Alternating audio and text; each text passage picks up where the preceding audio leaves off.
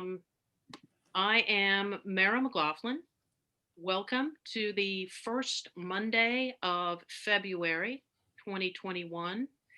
And first Mondays are the all industry gathering. It's the largest gathering of music professionals in Portland that happened in the physical world before COVID. It's been happening in this two-dimensional way ever since. But it's really a moment when we all come together, we look at specific issues, we get engaged, we reconnect with each other, and it's been a really important part of our community work. Music Portland represents all parts of the music industry, venues, manufacturers, retailers, record labels, production professionals, studios, artists, venues, all of it.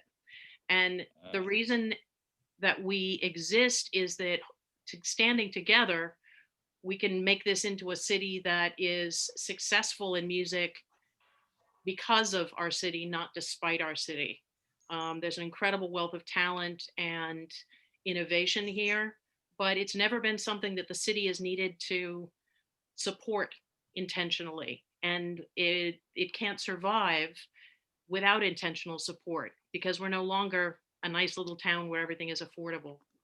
So we have a lot of different things in motion, not the least of which is the addition of Music Portland Bridge, which is our C3 extension. Music Portland focuses on economic development and opportunity and viability for the business of music.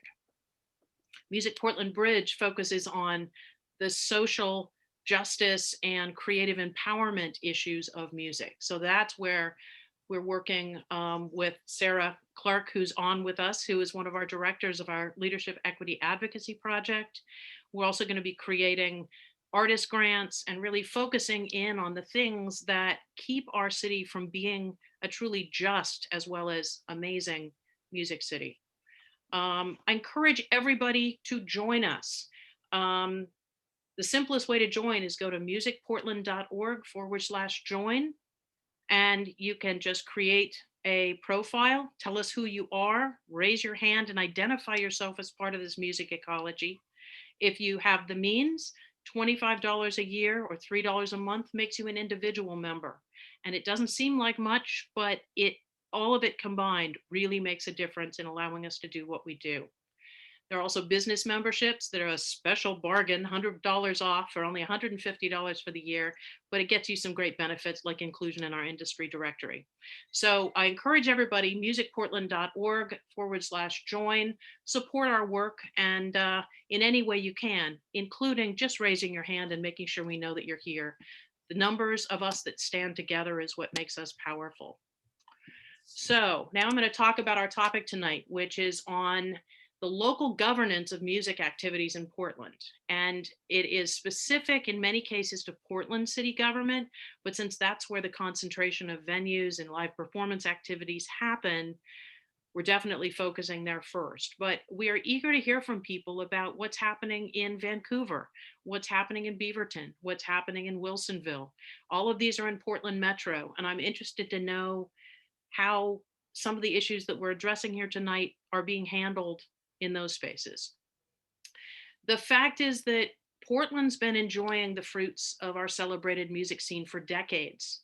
It even waves its flag like food and entertainment. And our music lifestyle makes people want to live, work, and visit here. And it makes us attractive to employers. Um, and music is a big part of the reason this town has boomed. It is a lifestyle issue. And we were gratified to hear last week in city council in a work group that it's public and recorded, every single member of city council stated that our music culture, in the context of the arts as well, but music very specifically, is key to our city's recovery. So even Hardesty said it was the heart and soul of our city. And Mayor Wheeler indicated that it was a really important cultural tool to combat the epidemic of mental illness that has risen due to quarantine. Hardesty and the mayor, though, then laughed that they don't own any CDs, they just get their music for free on their phones. So there's a disconnect between acknowledging the value of what we as an industry create and actually acknowledging the economics of it and the dependence of it on people understanding that it is not free. Um, Commissioner Maps actually jumped in and highlighted that it is an economic driver. We really appreciate that. Um, and Commissioner Hardesty proclaimed herself the music commissioner, which is great. She did it in her election campaign 2 years ago. Um, and we welcome her support in it. We haven't seen, there have been a lot of other things going on, and she has been very busy, but we are eager, as she invokes it again, to call her out, to make her truly a partner, particularly since so many of the issues you're going to be hearing are specifically about equity and specifically about over policing, and specifically music becomes a really interesting vortex through which to actually do something about the things that are so wrong with our city. It's a surgical approach to a systemic problem. So as we go through these things, it'll be really interesting. I want to hear everybody's feedback about these things that we're talking about. But mostly we need to stand together, to challenge city council, to work constructively with them, to change the existing regulatory and enforcement practices that are, as you will hear, in many cases, demonstrably and functionally racist. They punish rather than partner with the music industry. They fail to capitalize on the asset that this city has. It is truly killing a golden goose to not support this. So now I'm going to leave it to our speakers, who are people who've been working tirelessly in different parts of this issue, to understand and distill the complexity of city code and how it directly impacts and impedes music success in our city. They're going to go through some of the significant issues and ask some hard questions. And we really hope that as many as possible of you will join the conversation afterwards. We raise these issues because we want to hear from you. What we hope is that we will incent outrage and lead to a constructive conversation. So our speakers tonight are Sarah Clark, Director of the Leadership Equity Advocacy Project of MusicPortland, Lori Hughes Killen, who is a talent buyer in town and has been for many years with a number of different entities, and Eben Hoffer, who is our policy analyst in the Music Policy Council, looking at all of these different things. I'm going to send it over to Sarah to start us off. Thank you, Mira. My name is Sarah Clark. As Mira said, I am, as she said, one of the co-directors of LEAP MusicPortland. I'm also president and founder of Musicians in Solidarity. And so the topic of equity is very clearly very important to me. I'm born and raised in Portland. I've lived here my whole life. I've seen a lot of things change. I live right down the street from Alberta Rose Theater. So I've seen a lot of the world change in the 30 years I've been here. I think it's important to start with the baseline that, knowing that every BIPOC person that you know has been subjected to racially biased experiences. Every single person that you know. That doesn't change. I'm hard pressed to think of a single person that hasn't. And I honestly think that most people know that by now. We get to see examples of it on a daily basis. We hear about it in podcasts, we hear about it in music, we see it in the news, we see it on Instagram. But I think what we're talking about here goes beyond that kind of glassy umbrella of systemic racism and deeper into the individual experiences of our music community. These personal experiences that BIPOC performers, promoters, audience members, venue owners, and former venue owners experience are terrible, numerous, and we have the power to make some change here. It's important to talk about the fact that when I say former, the reason why we talk about former and why I have to make that distinction is because right now in Portland, in Oregon, there's only one BIPOC-owned venue, and that is Aphrodite's Jazz Club.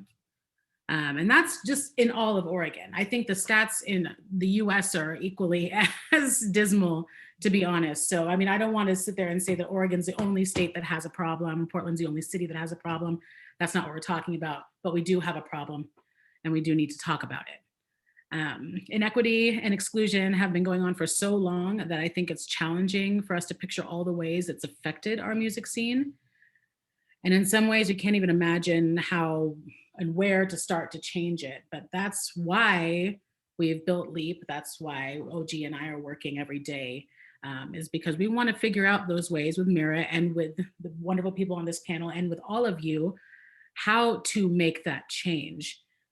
This isn't the type of work that can be done in the street. You know, this isn't so much that like protesting vibe that I love, but I think this requires a more focused eye and continued advocacy to enact this lasting change that we need. And so, in knowing all of that, I think it's important for us to start with the what and the why of what we're working through. I'd like to know, you know, one of the things that we're trying to do right now is gather data. So like what percentage of shows in Portland even feature BIPOC artists, maybe in 2019? That'd be an interesting thing to find out. Why, with very few exceptions, do local venues not book hip hop shows, accepting that it's the most popular music genre in the world currently? Why have there been so few BIPOC owned venues? And why do these establishments often struggle to make it past the 2-year mark, even if they're beloved by their community and fans of the community? I don't think the answers are simple, and there definitely is no one villain here. This is a web of issues that, when woven, create a blanket of abuse covering all of us. Much of the problems spring from policymakers that don't consider music, and without consideration, the effect is to crush the very culture that they now claim is vital to our recovery. We want to talk about how. There is a consensus that our city needs multiple BIPOC-owned venues to provide a diversity of curation and experience for all of our musical excellence.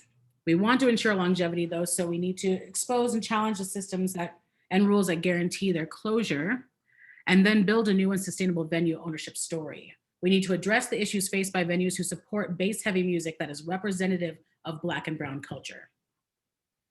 And the reason why we need to do that now is, for the moment, we are focusing on the specific laws and jurisdictional bodies that make up the big part of the problem, like the OLCC. And currently they are reviewing their rules for the first time in 30 years. And we are able to be there at the table to talk to them about these problems. 30 years, that is a really, really long time. But we're here now, and that's good. The Noise Review Board and other stakeholders are eager to follow our suggested reform. I think that that's a really important step, just to have ears that are willing to listen. That's new, I think, for our communities.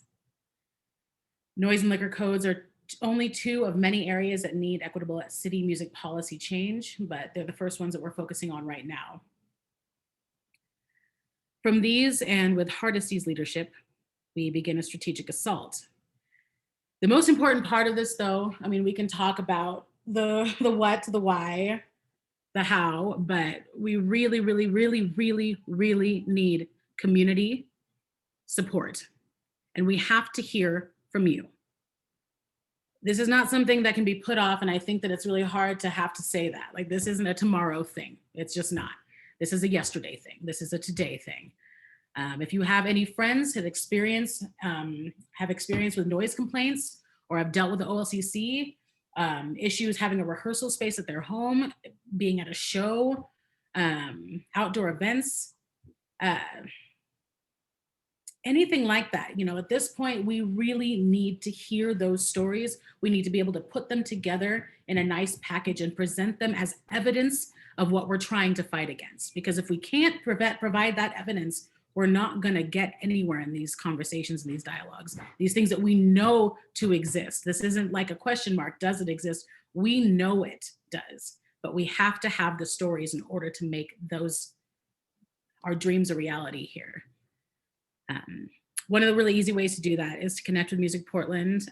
We have a survey going through LEAP right now that is asking for feedback about that very topic. So if you have had any of these experiences with the OLCC, Noise Review Board, Portland Police Bureau, please, please, please, please, please, please, please take some time and fill out that survey. You can email us directly if you don't want to do the survey. I'll give you my number. You can call me. We just need to know. It's time. So thank you guys so much. Excellent. Thank you, Sarah. Lori, you have some stuff to add to this conversation, some of the impact of things. Sure. Thanks for having me on and joining the panel tonight. Um, yeah, so I have been a talent buyer in Portland for the last 7 years. Some of you may know me from my role over at McMinimans. Um, and it's interesting because I think so. First, I just want to say yes. I want to really like back up what Sarah's saying. We definitely need the stories. We need to hear from you folks. So with that, I've been sitting with Music Portland the last 2 years, and then on Policy Council. I came on to Policy Council this last spring, and some of the work that we've been doing is going around and hearing from folks. And so in my world, I've been connecting with folks on the venue side to try to hear what are the issues with OLCC, what are the issues with the noise board, and in particular, how does it impact you when your buyers are making decisions for what kind of programming to put in. And you know, when these organizations have more of what's the word? Not more of a subjective view instead of, really clear rules and guidance, it allows them the opportunity to come in and pressure people to influence them a certain way. And so when the buyers know that there could be that opportunity to put a business in jeopardy, or someone might have their liquor license threatened, or a certain amount of noise complaints over and over again regarding one particular type of music, it starts to steer people away from that, even if the buyers don't want to do that. So that's why I wanted to come here tonight, just to kind of like put that perspective in there as someone from the venue side. We do need to address this issue. We do need to come together as a community, and that means venue representatives, musicians, the fans need to come together to acknowledge that this inequity is here. um, yeah, so I've talked with a lot of my other venue friends, and have heard time and time again these type of experiences that happen. So it's really important for us to hear these stories from other independent promoters in town, especially the BIPOC promoters. What are the difficulties when you have tried to go to venues and get dates or get holds, or pitch a festival or a show? What kind of pushback are we getting? We need to hear directly from you folks rather than just someone like me. We need to hear how it's impacting your ability to be able to do business here in our music city. Yeah, that's kind of the most I have to say for Yeah. now. Yeah, I keep on thinking it's like when insurance companies tell doctors what treatment to give patients, it's the same thing when a liquor licensing board or a fire marshal tells a music curator what to book. It's Yeah, the same exactly. thing. It is not, it is inappropriate application of authority. And that's what good policy is, created in a way that is clear, objective, transparent, consistent, trustworthy. And we have none of those things right now. So the nice thing is we're able to look forward and go, we ask, like Sarah says, let's ask the right questions and let's demand a fair answer. And I And think yeah, too, some of the things that we've discovered from like looking, like, as Evan will probably be able to illustrate better than I will, but just all of these agencies are not, they're not succinct, they're not coordinated, they're not talking to each other. So there's a lot of bouncing around that happens. Like you might have, for example, we've talked about this a bit. So I'll use this example where you have the noise office might look at a noise complaint from one set of rules, and then the agency that actually shows up on the spot to deal with that is oftentimes the police bureau, and they're looking at it from a totally other set of guidelines, which oftentimes are very subjective.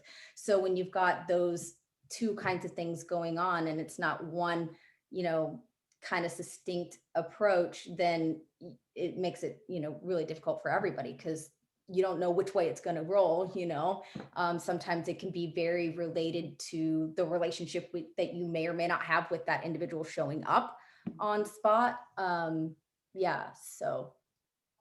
Yeah, and that kind of subjectivity is where systemic racism comes from. When you leave things unclear enough that they rely on individual judgment for the way that they're enforced, or the individual relationship you have with the inspector, that's not a way to run a city, and we can do better. So Eben, give us the dirty down low on this stuff. Eben lives in the deep, dark parts of this code. Also known as my basement. So hey, I'm Evan. I'm a musician and a theater artist and a tour manager, a couple other things. I'm from Portland. And my job for the last couple of months, what I'm trying to do is take these stories that we're gathering, take this testimonial, and then go back to the text of the law and say, okay, what in here made this possible? Why is this allowed? Either because there's a piece of text that says you can do this, or there is no piece of text where there should be one that says nothing about it. And a lot of what this is about is just like figuring out, okay, what agency was involved? Since there's, in Portland, a big thing that we're facing is that take noise complaints. There's 3 different organizations just in Portland who can fine you for a noise complaint if you happen to be making a noise at a place that also sells alcohol. You get the police department, you can get the Office of Noise, you can get the OLCC, and if the OLCC and the police department get together, then a particular office within the Office of Community and Civic Life can also get involved with you. So why is which one happening when? I'm so confused. And all of those different agencies have different rules that they go under, even though they're policing basically the same behavior. They all have different rules, and they all have different leeway that they grant to their agents. So their systems of oversight are different. So you end up with these situations where people get to make choices, and then there's some indeterminacy about who made those choices. This is where the giant hand of racial bias shows up. And then for those of us on the outside, it's really unclear why any of these things happened, this pattern I'm now referring to generally as weaponized boredom. Like, you don't know what's going on and you can't figure it out, so you just are like, this whole system is screwed up. And you're correct, but that's not a very effective argument. So this is a big part of why we are looking to try to get all these stories, to try to trace the threads back and see what's going on. So I've been tasked with just like talking about some of these things. So since Joanne Hardesty, Commissioner Hardesty, is our music commissioner, it's worth elevating what a big deal getting rid of, and we hope it takes, but getting rid of the gun violence reduction team or gang enforcement team is. One of the patterns that we see consistently, or did in the last decade, of enforcement is, so the gang enforcement team is following some people. Their only purpose in life is to follow people around who they think are in gangs and keep tabs on them and, be creeps, basically. And then some of these people have somebody who's associated with one of these groups maybe is either playing a show or going to show up to a show. And then the gang enforcement team shows up at the venue about an hour before doors and demands, all right, you need to put in a metal detector and you have to do these 5 things and you can't let anybody who's dressed like this and all of this stuff. And the venue is like, okay, you're threatening me. You're a police officer, right? Anybody who does not comply with this stuff is suddenly interfering with a police officer. Well, also, so then you start threading these things back. So having a documented crime at the venue associated with the show exposes you to certain legal risks from the OLCC. So you can get fined for basically breaking any criminal law by the OLCC. Also, there are certain kinds of criminal law that, if they are broken at a venue, expose you to management from that organization over in civic life, who can also have an influence on your liquor license, right? So there's some threats to your liquor license, there's some fines that are coming from these like totally different places, and it happens because a police officer said that you didn't do exactly. And I see this only in hip hop. When it happens at rock shows, they don't face the same risks. Absolutely. Exactly. And it's because of, it's all coming downstream from the gang enforcement team, whose purpose in life is to track around Black kids and harass them, right? So if you don't have that same thing happening at the top, you don't have the same outlays, because they're responding to the police saying, hey, this is bad, right? And so that's just one pattern that seems to happen over and over again. So in fact, getting rid of them is a massive music policy win. It's like, this is a huge part of making it more possible to run hip hop shows in Portland. Say also, another pattern is noise. So Portland has two completely separate noise codes for some incoherent reason. We have one thing that is called our actual noise code, which is run by the Office of Noise, which currently lives inside the Offices of Civic Life. And they have things like decibel ratings at different frequency spectrums of how loud things can be to be healthy. So like, if you end up talking to somebody from the Office of Noise, you can guess who they are by the fact that they have a meter in their hand. So that's one noise code we have.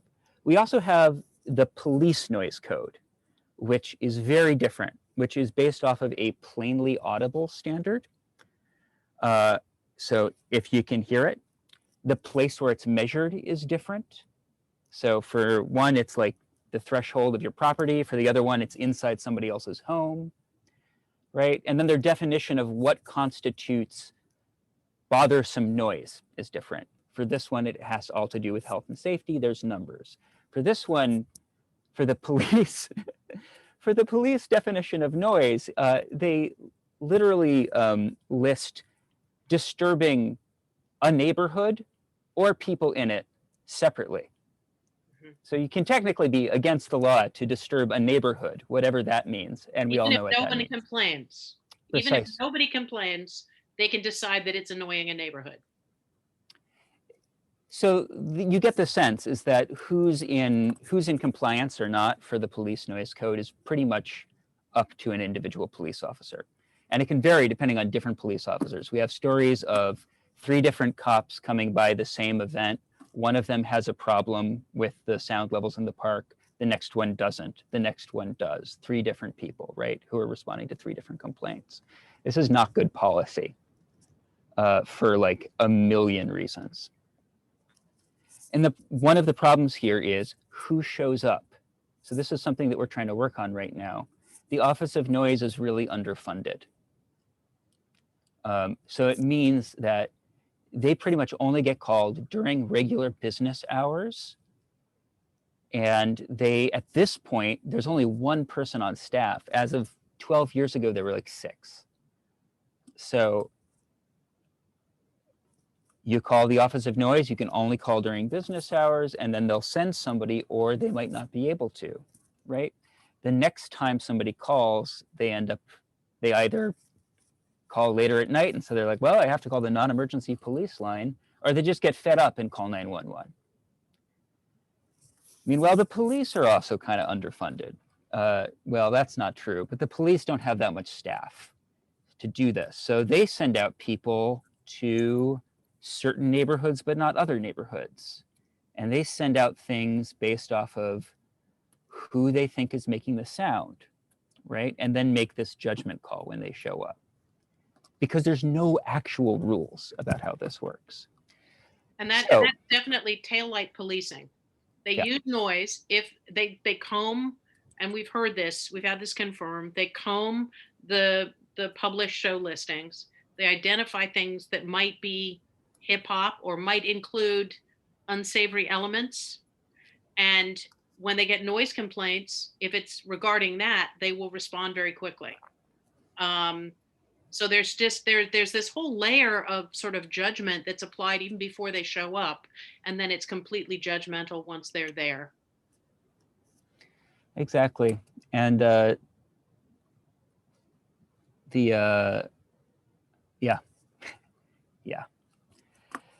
So meanwhile, of course, the Portland Police Department doesn't have a standard operating procedure. They have SOPs for all sorts of things, but they don't have one for how they deal with how their entertainment detail deals with walkthroughs of clubs.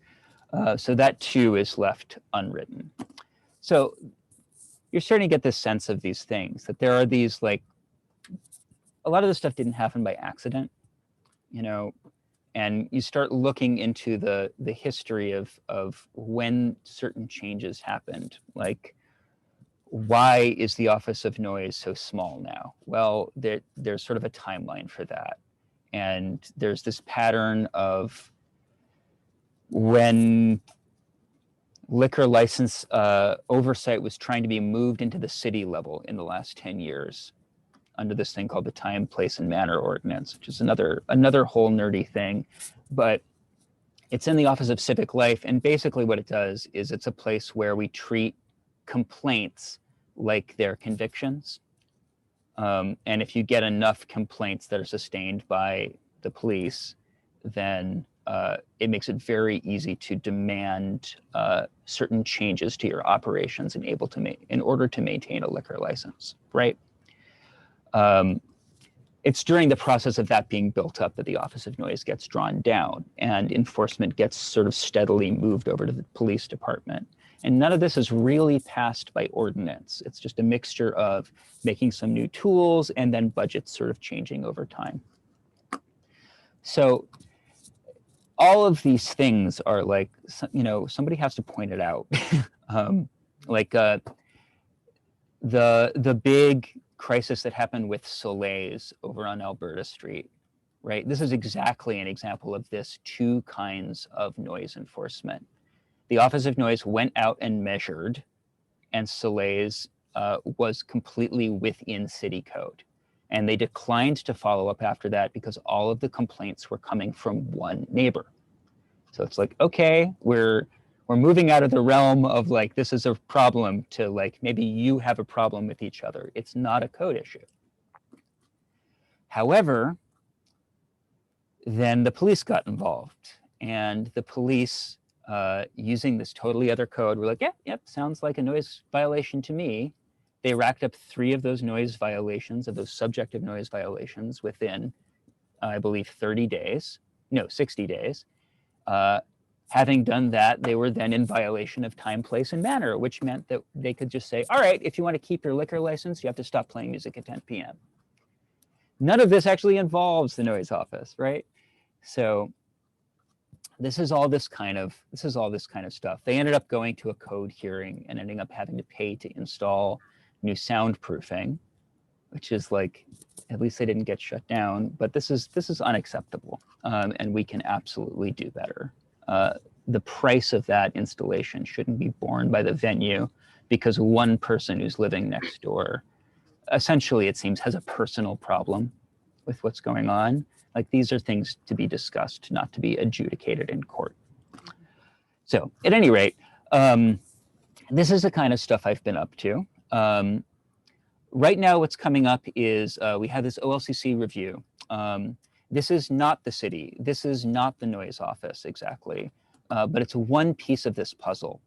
So there's a lot of stuff that we can look at in there. We can be looking at how crazy high, risk to venues for drug use is relative. It's like drug use and murder are about the same level when it comes to how the OLCC views things that happen at a club. That can be changed. OLCC also has extra fines for noise stuff, and a number of places where they do not define how they can get involved in people's business. So we have all these cases of dress codes, for example, that basically are like, if you if you are dressed in anything vaguely resembling Black fashion, then you cannot be allowed into a club. That's our solution to this problem. And things like that should be explicitly not allowed. Like the list of things they can use should be clear, and they're not. And that's part of how that's happening. So I've just blithered on forever at this point, but I hope that this like gives a sense of all the junk that's going on, and it'd be easier to pull things apart. Yeah, I'm and working on some it's other stuff. also, I know that Evan has the good fortune to be married to a genius who deals with taking complex, multi-departmental issues and making them sort of visually more apparent. And I believe Chloe is working on a way to tell this story. It's still going to be a cluster of spaghetti because, as you can hear from the way that Evan describes it, you've got duplicating authorities, you've got people talking to each other when they shouldn't be, you've got people not talking to each other when they should be. The city is being zoned without thinking about venues. You know, another thing we've looked at is this, the idea that we are packing residences and condos into every square inch between buildings, and they worry about all kinds of other things. They don't worry about whether there's a venue next door. If you build an apartment building next to a venue, it's 2 months until that venue is shut down. And if it isn't shut down because of a neighbor is annoyed by noise, it'll be shut down because the fire marshal shows up. It'll be shut down because suddenly there are multiple noise complaints that the police decide are annoying.